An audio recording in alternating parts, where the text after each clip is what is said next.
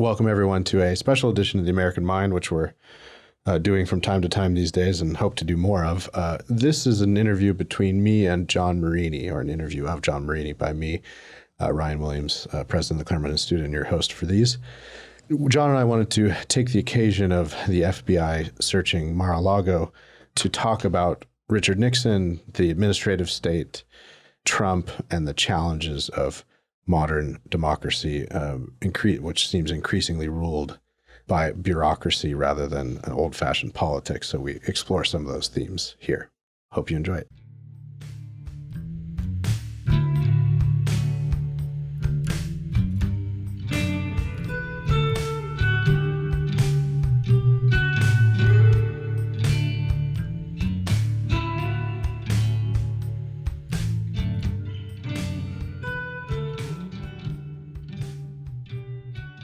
Well, John, welcome to this special edition of the American Mind podcast.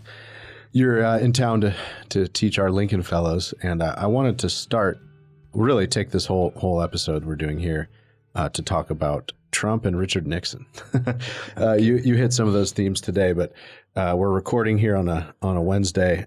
Trump's house was in Mar-a-Lago was searched by about 40 FBI agents. I hear in the press or read in the press yesterday for an alleged violation of the Presidential Records Act. Maybe. I think the reporting has been that they're looking for classified documents that Trump shouldn't have, or at least that's the implication anyway. But let's take a step back. And you for decades now have had at the time, people would have called a probably idiosyncratic view of what really happened to Richard Nixon. But I think it's been gaining more credibility by the year these days, and especially with the work of John Shepard and others. So let's just walk through that. How ought we to understand the Nixon resignation and Watergate and all that? Yeah, I think you have to understand Nixon in terms of what happened to him by looking at what Nixon was doing after he won re-election in 1972, because that was crucial as to what was going to happen to him, because it was a very direct departure from its first term, which was ultimately established by the necessity to win the war. And he had Congress's majorities in both houses. He had to get support for the war. He had to support some of the things that they insisted upon to support, to get the support that he needed for the thing that he thought was fundamental, which was, of course, to bring that war to a conclusion. You have to remember, too, that America in 1968 was in the midst of real turmoil. Mm-hmm. I mean, rioting and burning of cities. Assassinations, and everything. And it was a horrendous time to win the presidency in terms of social instability.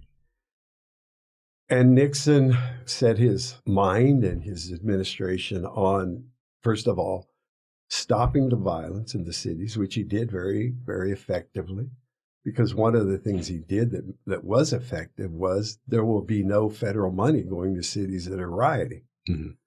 And, so he brought civic order within a year or so. But the Vietnam War was a much more difficult problem. And of course, he worked that out. But the criticism of the conservatives of Nixon was that he appeared liberal in his first term. But that liberalism has to be understood in terms of the context of what Nixon faced.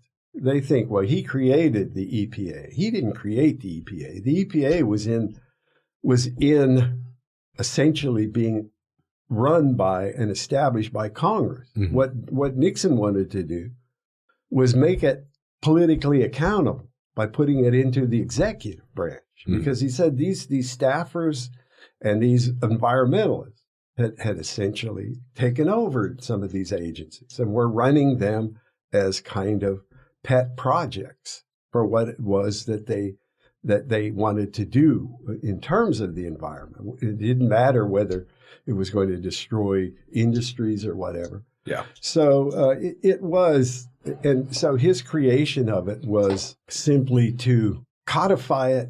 And he thought his point was, you make people that are elected to office be responsible for these decisions. Yeah.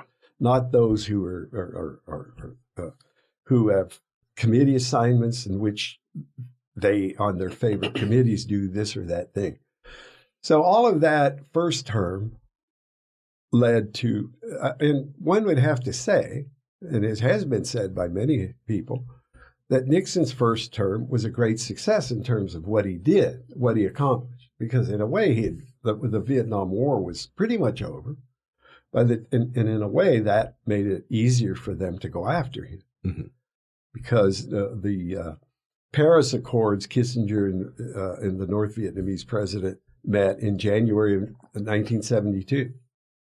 And within a few days, Congress was beginning to try to mobilize against what they knew Nixon was going to do, which was, and it was very clear in what he was saying, it's going to be a direct assault on the administration, mm-hmm. on what had been created.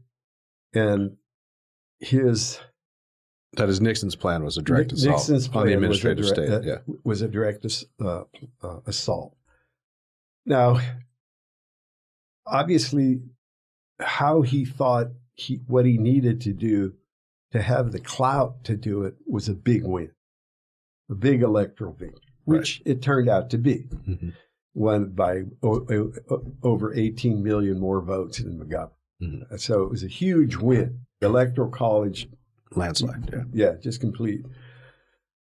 But within a few weeks, and this is at the beginning of the year, after Vietnam was looking like it was going to end, there were a few things on the agenda. Democrat Congress control, but you could say, and Nixon realized this too, that the Republicans in Congress had also come to adapt their way of doing things in the context of administration, mm-hmm. of oversight.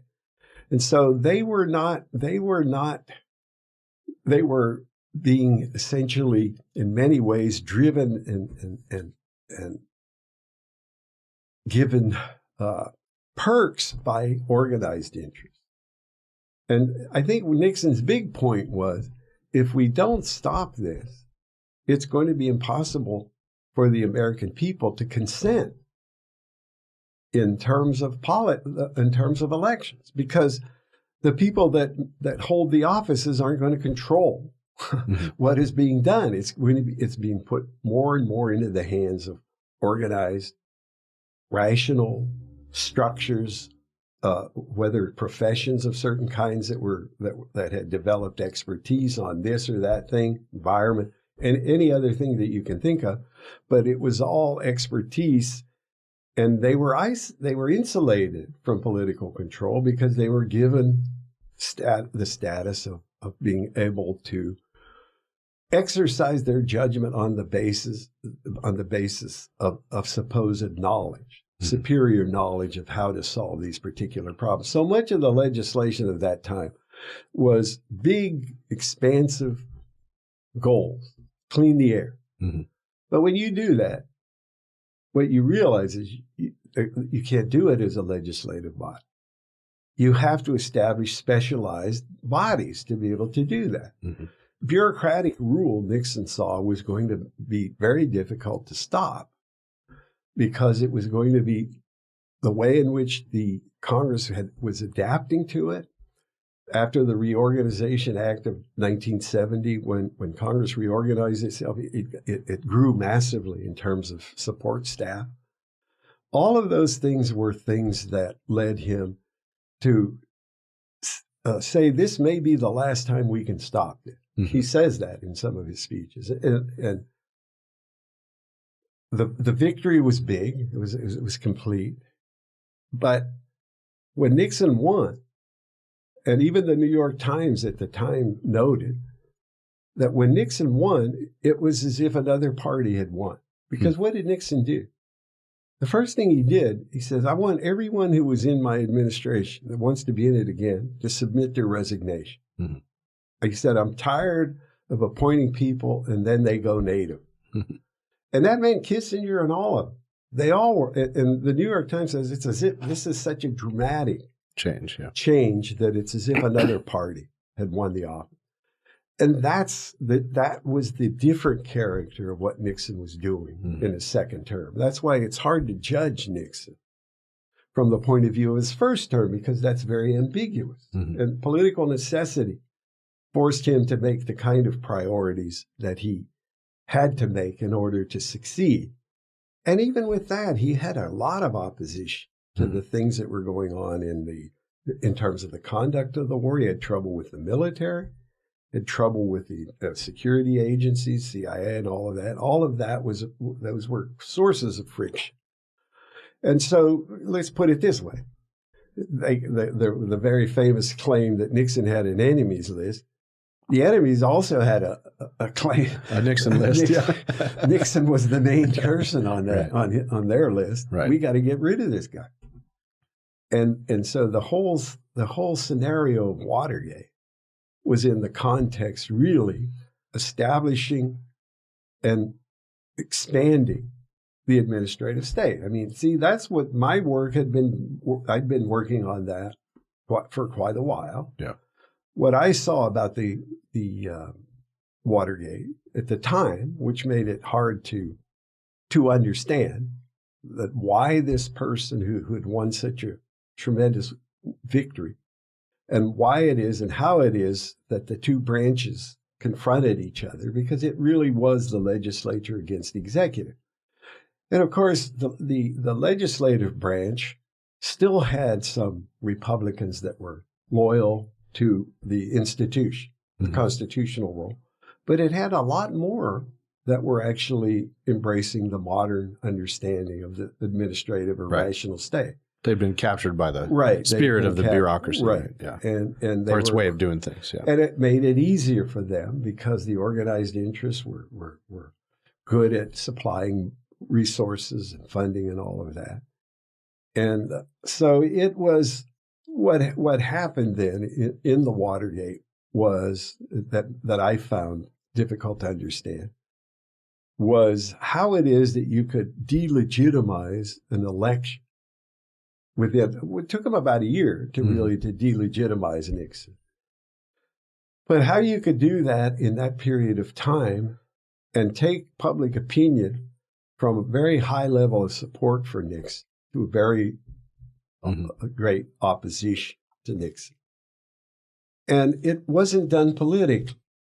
That's what I noticed. I said, everything that was done here was done through extra legal, extra bureaucratic, the things that were the opposite of politics. In other words, it made it hard to mobilize politically against it. If you take a political problem and you turn it into a legal problem, which is what they did, then you're defending the law. Right. But it was very clear that that wasn't really what they were doing. They were trying to discredit and delegitimize Nixon's victory. And in the way in which the narrative of Watergate was essentially unraveled in the actions of the media, of the FBI, the security bureaucracy, and the bureaucracies of staffers of Congress, and with the aid oftentimes of those Republicans in Congress that were more sympathetic to the administrative state, the more you could see that it was the interests.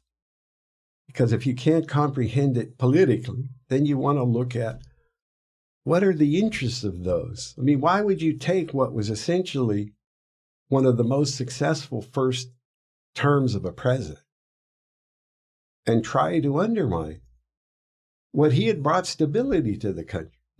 In the world, he was probably the leading figure in the world.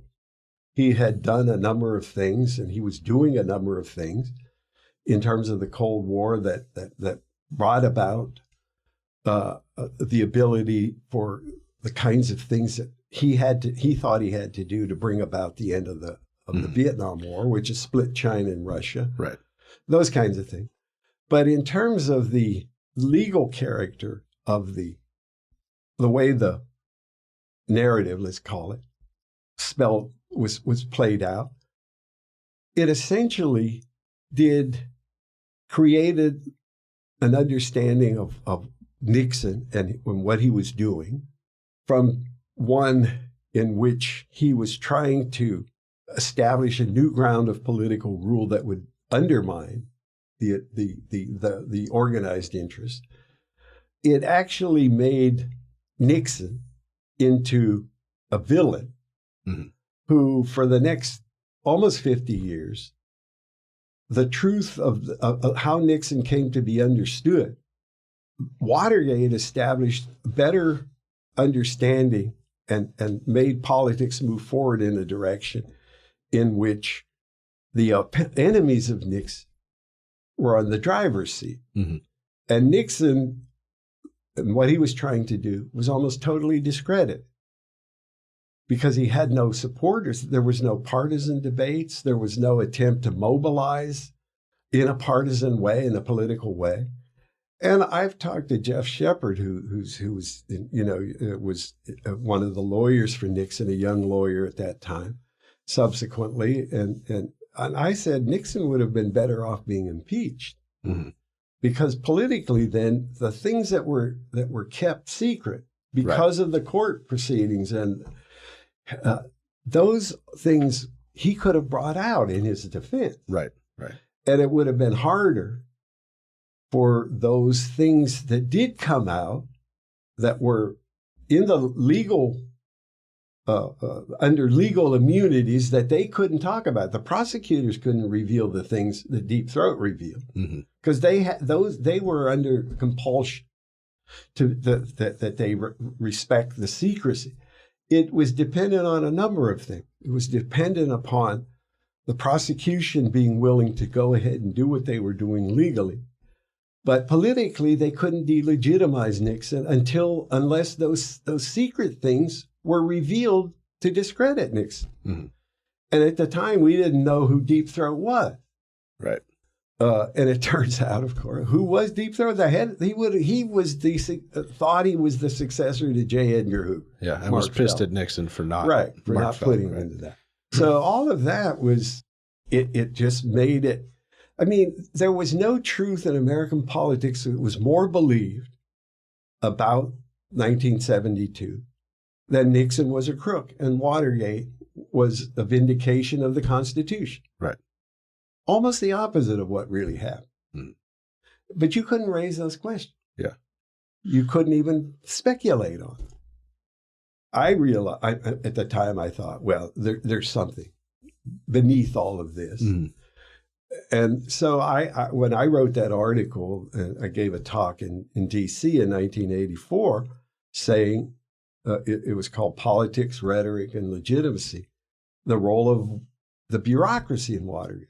All I did was reveal what I thought were the kind of motives that would establish the purpose of these bureaucracies when their turf was threatened, which is, of course, the turf of administrative, legal, non-political authority that could establish power in government, but not be held accountable. And so that was the kind of the backdrop. When I wrote Unmasking the Administrative State, I wrote an epilogue to the 1984 talk I gave that was ultimately published in Political Communication in 1992. So that was roughly 30 years later. And by then we knew who was Deep Throat. Right. And then a lot more had come out about how that whole Watergate thing unraveled. And it was like a comedy of errors. I mean, Nixon didn't know what hit him. Yeah. And the people that he had around him, as you see in all these administrations, many of them are incompetent. Yeah. Well, and Ehrlichman was kind of a crazy man, among other things, right? Well, Ehrlichman was good for what Nixon wanted him to do. Ehrlichman and Haldeman were important for him for the weaknesses that Nixon had in dealing with personnel. Nixon was decisive. He had a good mind, but in personal, and he wasn't hard. Haldeman, Ehrlichman, they could fire people. They could do all kinds of things. You need somebody like that. Right. He wasn't a tough manager. No, not that. And so they were they managed these things. If you read, if Shepard talks about this, I mean, the real mastermind of what actually became Watergate was John Dean, because in saving himself, he had to show that he could harm people above him, which was, of course, the purpose all along. Right. And that means bring it to the White House. And Ehrlichman, Haldeman, and many of those people that were around Nixon, including, of course, what's his name, John Mitchell. And there's been recent work on Mitchell and all of those things that were alleged. And even Mitchell ended up going to jail and all that. A lot of that was phony stuff, it appears. So, but in the end, trying to understand a part of a whole, you have to understand what animates the whole. Yeah. And of course, for me, that was as the American regime was being essentially turned into an administrative state. You had to look at what kind of powers they had at their disposal. Right. Because all the formal powers of government are in the political branch. Yeah. Not. And the real, we should remind people too, just as a matter of institutional history, that the federal establishment, that is the operations and structures of the federal government, were really quite different and tiny, literally tiny. Yeah. Until right before Nixon, until really LBJ and the Great Society, right? Right. With the one exception being the security state stood up by, especially in the Eisenhower administration, to deal with the Cold War, right? Right, yeah. Right. And the power, the federal government didn't demobilize its resources after the Second War in the way they did in World War I. And so that provided an impetus for a lot of new interests to come into the fore, including national security apparatus. Right. Eisenhower warned about the military-industrial complex, and then LBJ kind of erected a domestic industrial complex. Sure, yeah. No, the goal of the Great Society was transformative, and it was centralized, and it required ultimately the necessity of Congress giving up its fundamental power of lawmaking and establishing its authority to delegate power, which in political theory of law, that's impossible for a legislative body to delegate power to other bodies, because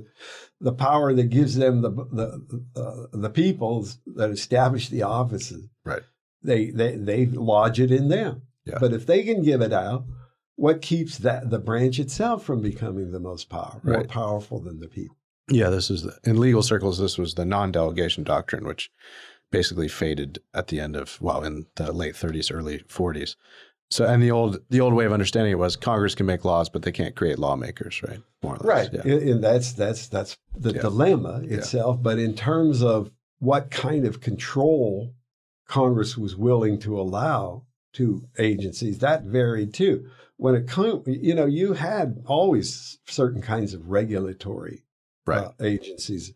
You had ways of dealing with problems administratively, going back, the regulation of the railroads, all of those, when they started doing it in America through the use of supposed neutral bodies, like the Interstate Commerce Commission. Yeah. That was a wrong step.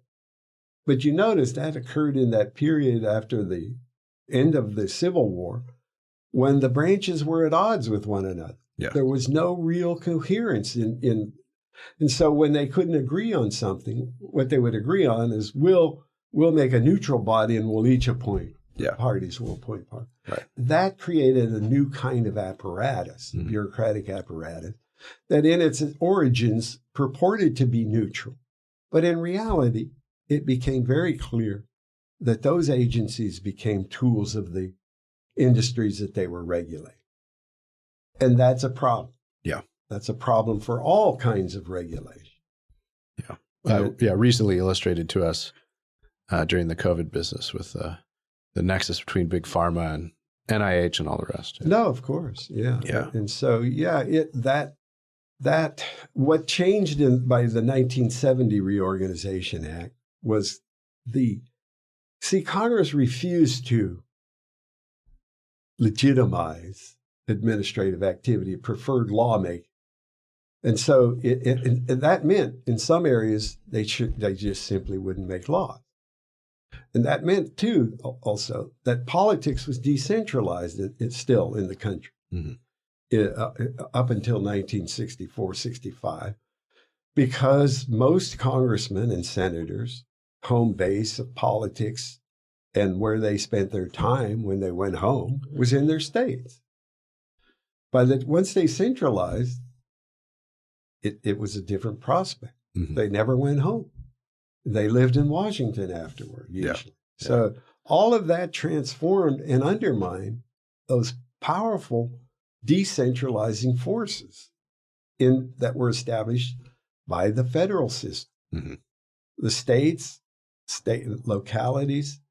I mean, even Howard Baker was talking about when he was a kid, or when he remembered the congressmen, their political base was in their home state. Yeah, and so they always went back, but they protected that too. You couple that with, in the Senate, typically, although senators had become directly elected, unlike the constitutional way of doing it, they still were largely understood as representatives of the state. But that all changed after administrative centralization. Yeah. How did it transform Congress? I know this is something you've written a lot about. Let's just trace it for people, because you co-wrote the Imperial Congress, right? Right. I was I wrote parts of it. I was the editor of it. Yeah. There was this Heritage Foundation publication from the... Right. And the Claremont it was really an institute project. Yeah. I mean, and we just, because Heritage had a presence in Washington. Right. And they knew a lot, and there were a lot of people. What was interesting about that When did you guys publish that? It came out in 1988. 88. Just before, I think we sent a copy to George H.W. Bush before he was president. Yeah. I'm sure they tossed it aside. Well, I don't know. But in that book, and you have to remember, the power of Congress then, in terms of the partisanship of the Democratic Party, was absolute. In fact, Heritage was unwilling. They didn't want to risk publishing. They thought they might lose their tax-exempt status by going against Congress. Huh. In fact, I think it was Bert Pines was the vice president, said, no, we can't do it. And Larry had to go, I think, to Ed Fulner and say, you need to publish it. Yeah. And they did, and it turned out to be a really big moneymaker for Heritage for a while. But you notice when the people that wrote the article, and at the time it was noted, this is a rare book. This is a book about American politics in which some of the authors are using pseudonyms. Now, why were they doing that? Because many of them thought, because they were in the executive, they have to go get Senate confirmation. Right. They didn't want to use their name. Yeah. So we tried to deal with it in a way in which we would reveal the theoretical ground of why the Democratic Party had established its ongoing control, because at that time, the House had been in the hands of the Democrats since 1954. Right. So it's 40 years. And one of the things we recommended in that book was that you have to nationalize the political character, because the incumbents, the ones who had prospered from administrative centralization, once they won their first re-election, they were almost a shoo-in for re-election. They had as little turnover in terms of incumbency in the American Congress as the Communist Party in the Soviet Union in terms of being whisked away. Yeah. So we suggested, and that's when the idea of, and some of the sentiment for nationalizing led to the contract with America. Right. Now, remember, Newt Gingrich wrote the preface to this book. Yeah. So he was well aware of these arguments. Right. And this was in 88, and they won the House back in 1994. So exactly 40 years after the Democrats had been in control of the House. And the House was the real key in those days because they held the power of the purse strings. Right. And so all of that was crucial in terms of, as long as they were willing to fund the bureaucratic state, those who established the budgets of the bureaucratic state and were on subcommittees, because subcommittee chairs had a lot of power in that time, those bureaucracies were still very cognizant of their weakness, because they had to go up against some of these subcommittee chairs that had been in Congress for 40 years too, and they knew they couldn't play games with those people. Right. They knew the figures just as well as the bureaucrats. Because they could really hurt them. Right. Yeah. Through money. They could destroy it. They could take away. They could destroy. They could do away with the agency if they wanted to. Right. But the point was, they at least had a political presence in terms of how the bureaucracy and what it was willing to fund. Yeah. All of that is what became debatable in the 90s after Newt Gingrich when they won the House. Newt thought you could centralize power in the speakership and almost be like a prime minister. But that was impossible under the American separation. When he set himself against Clinton, he revised Clinton's presidency. Yeah. Clinton was Revived on the ropes. it. Yeah. He revived it. Yeah. So that was interesting. And in that battle between the speaker and the president, Newt had to back down when the government closed and all of that. And whether he had to or whether he did it too soon, we'll never know. But what it did show is, in terms of public opinion, you can't really rule from the speaker. So the president's got an advantage there. Right. But the power of the administrative state requires executive dominance. But Congress didn't want executive dominance that was at odds with what it was defending, its own apparatus, the administrative state. Those first presidents, beginning with Nixon, was a threat to the bureaucratic establishment, the presidents themselves. They had more or less power, depending upon Nixon had, even by 72, he had still some support from the Republicans, but there were also some Southern Democrats that were more not willing to go as far as. All of that was changing by the 90s, and so it became a lot harder to determine what powers to give to the executive, and what powers the executive could use against the administrative state. And when Reagan was elected in 1980, he used some techniques like the Budget Reconciliation Act to actually diminish or control the powers of the bureaucracy. But by the time Clinton comes in, and especially after 96, he realized that the executive could also be an ally to the administrative state through executive orders and all of those kinds of things that the executive has autonomy, really. Right. And you can see it up to our own day. When Congress doesn't act, the executive orders become very fundamental. And as a matter of political leanings and intellectual alliances, the administrative state is allied with one of our major parties, and that's the Democratic Party, and maybe half the other party. Right. It's not as clear as it used to be. Hence, Democrats can get a lot more done and have a lot less headwinds, bureaucratic headwinds, right? Or a lot fewer, I should say. No, that's true.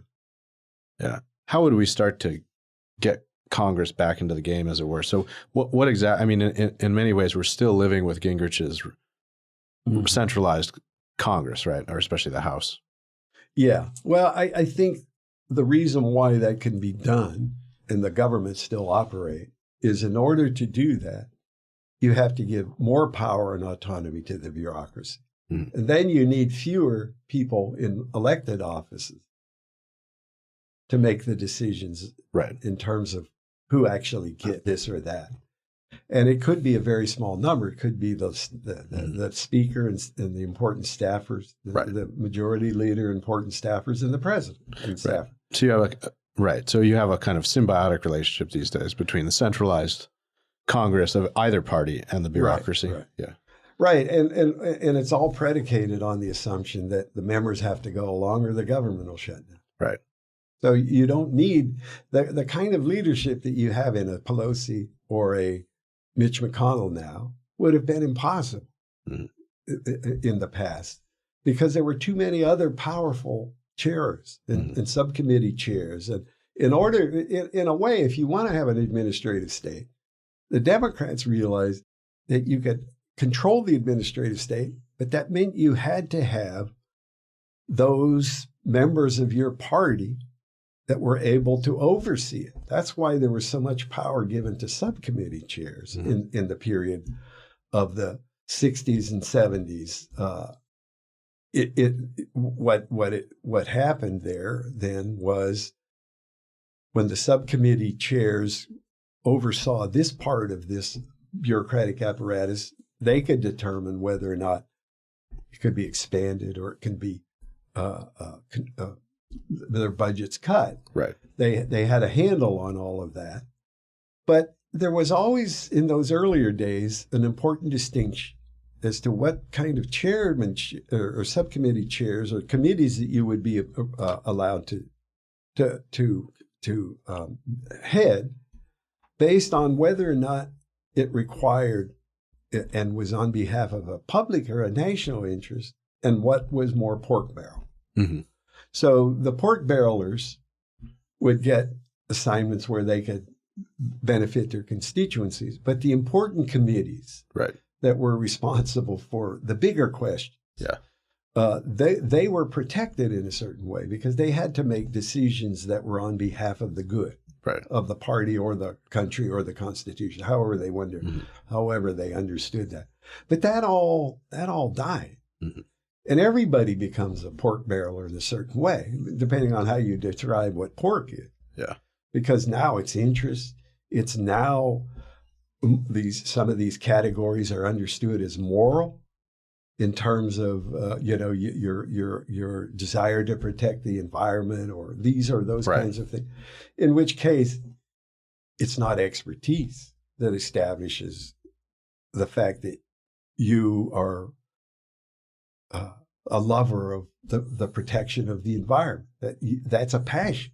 Mm-hmm. It's something that you think is important. Everyone thinks it is important. But if that overrides everything, in other words, if that's more important than any other thing, then you can't negotiate on those things. Yeah. So how should we then understand Trump, getting back to Nixon, Trump versus Nixon? I guess I'll put it this way. Do you see a fairly, we can bring Reagan into this as well, not a straight line, but a connection between, say, Watergate, Iran-Contra, Russiagate, Ukraine, and the second impeachment and all that stuff?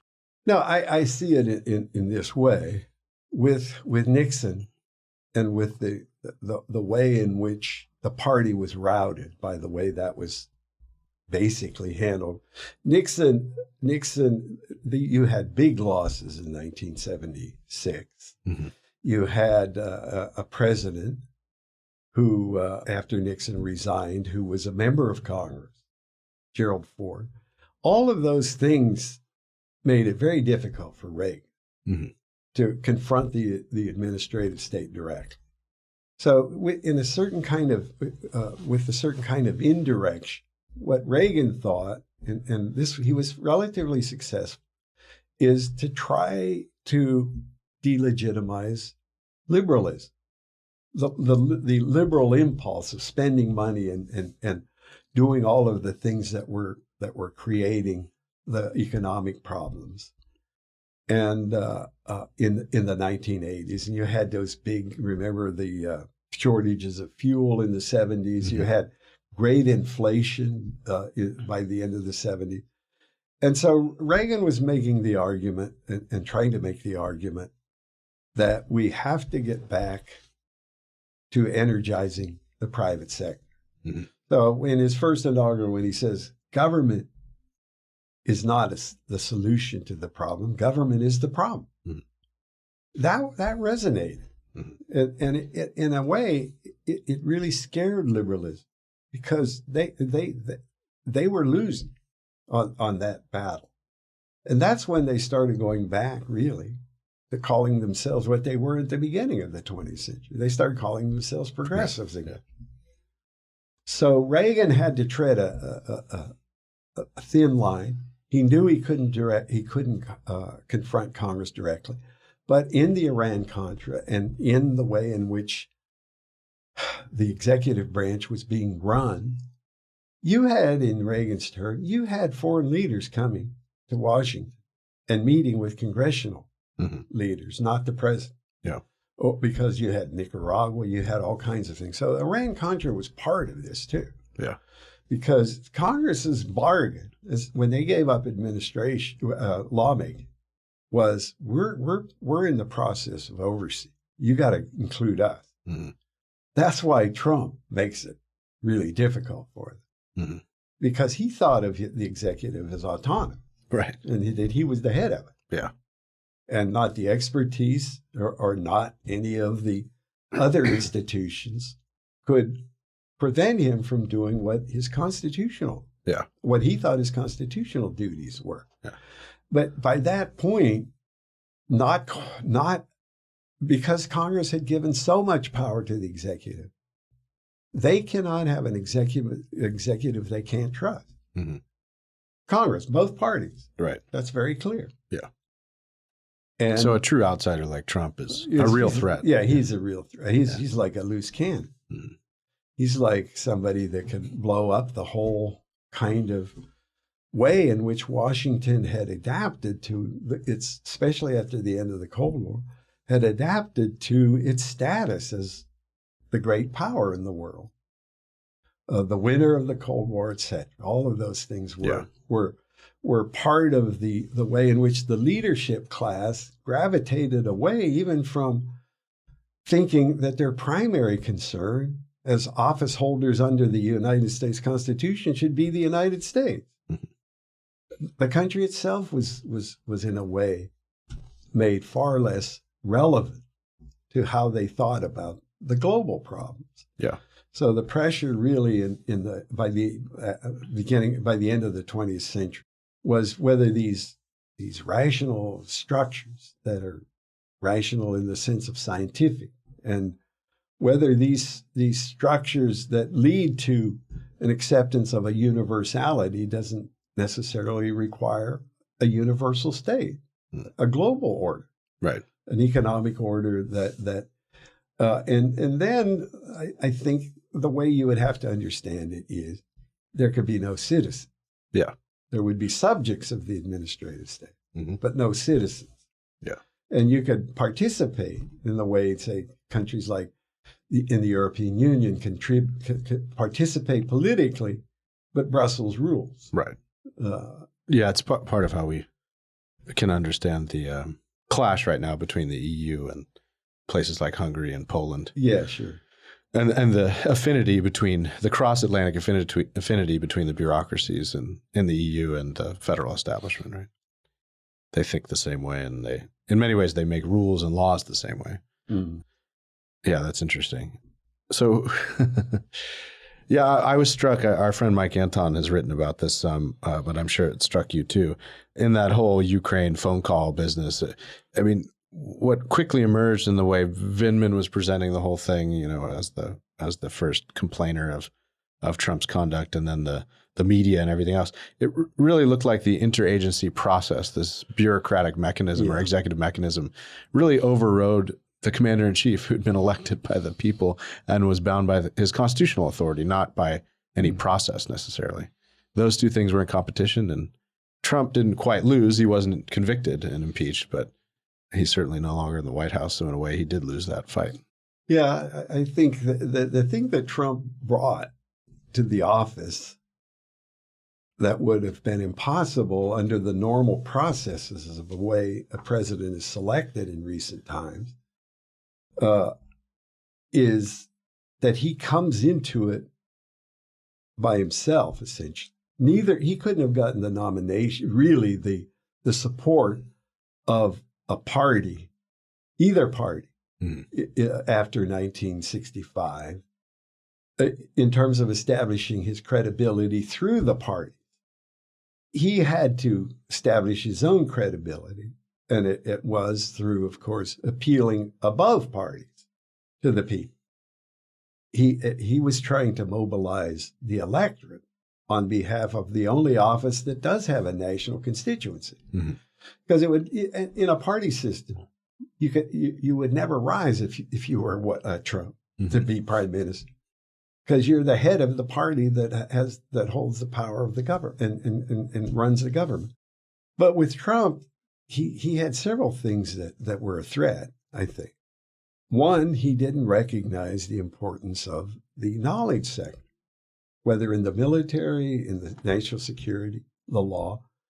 And he understood his office almost exclusively politically in terms of the way in which he understood success or failure in politics as to whether something worked or didn't work, not whether the authority of this group that advocated this great theory, whether it fails or doesn't fail, it's still credible. Mm-hmm.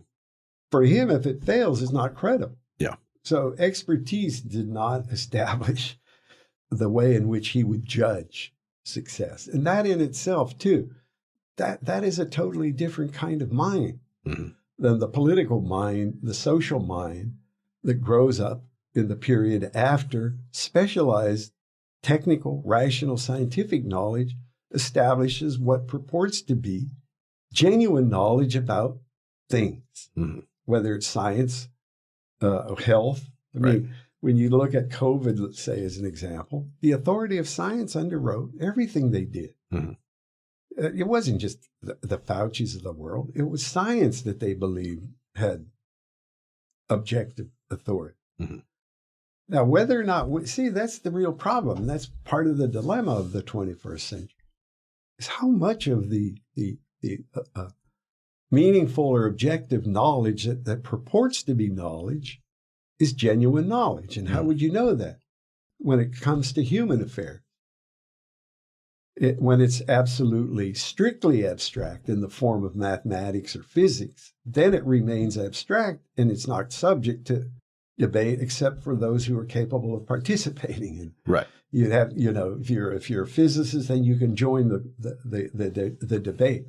But there can be no real settled science in science because it's based on a process. Mm-hmm. And the process is, one, it's only true until somebody proves it's false. Mm-hmm.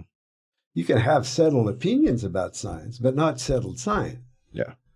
And that too. But when knowledge becomes politicized, then it's a different ballgame too. Mm-hmm.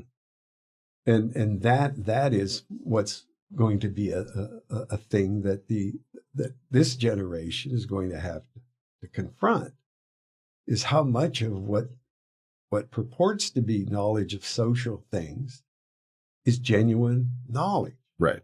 How much of it has been commercialized, has been mass-produced, mass-consumed, and simply accepted. Mm-hmm. And how much damage do those things cause when you finally figure out that these problems aren't being solved. Right. In the way in which they were intended to be. Yeah, I think that'll be the great task of think tanks like ours and of statesmen in the years to come, I think. And it's going to be hard work because, as you say, the view that experts say should rule, that general mindset that, experts say X, Y, or Z, and thus they ought to have authority on that basis, is a hard thing to shake in politics. It's been ruling our politics now for, 50 years at least, right? Mm-hmm. Exactly. And the roots of it came in as soon as the decades after the Civil War. Right. Well, thank you, John. All right. Thank you. Well, thank you all for listening to this special edition of The American Mind. If you want to find out more about our work, go to claremont.org, americanmind.org, dc.claremont.org, or claremontreviewbooks.com. As always, we appreciate if you rate or rank our podcast with 5 stars wherever you get your podcast, especially on iTunes. It helps boost the spread of this kind of content. And if you want to support our work, please go to www.claremont.org/donate. And thanks for listening.